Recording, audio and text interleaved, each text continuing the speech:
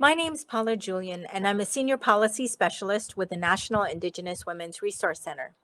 I live and work on the lands of the Payom-Cowichim, or People of the West, on the La Jolla Indian Reservation in California. The Violence Against Women Act, or VAWA, and the Family Violence Prevention and Services Act, or FVPSA, must address the needs of American Indian and Alaska Native survivors because the United States has a unique legal and political relationship to Indian tribes that creates a federal trust responsibility to assist tribes in protecting women.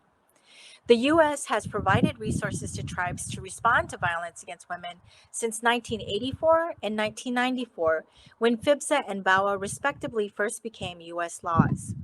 With each reauthorization of VAWA, advocates have strengthened the law, including mandating annual government-to-government consultations between the U.S. and tribes, and returning criminal jurisdiction to some Indian tribes over non-Indian offenders who commit acts of domestic violence and protection order violations.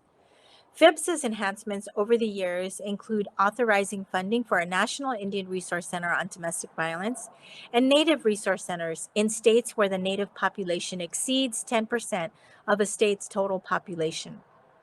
The pending reauthorization of FVPSA, H.R. 2119 and S. 1275, and VAWA, H.R. 1620, and a Senate bill to be introduced hopefully before the end of 2021, builds upon the past reauthorizations by expanding tribal jurisdiction over cases involving child and elder abuse, sexual assault, and sex trafficking, and creating a pilot project for Alaska tribes to exercise criminal jurisdiction over non-Indian offenders, increasing resources for tribes for shelter and supportive services, funding for tribal coalitions and an Alaska Native Tribal Resource Center, and authorized funding for a National Indian Domestic Violence Hotline.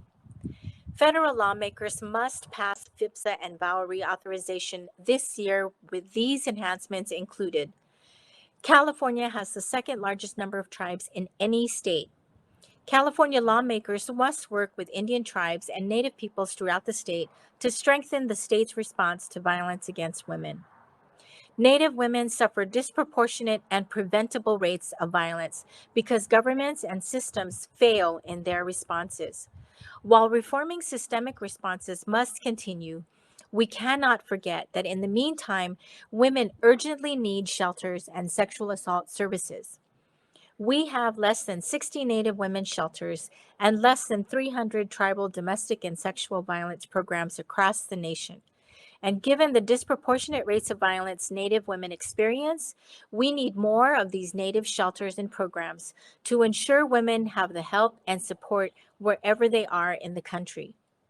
These shelters and programs have been central to helping women and too often serving as their only defense against homicide. Please contact your local representative and Senators Feinstein and Padilla to ask them to support and pass FVPSA and VAWA reauth.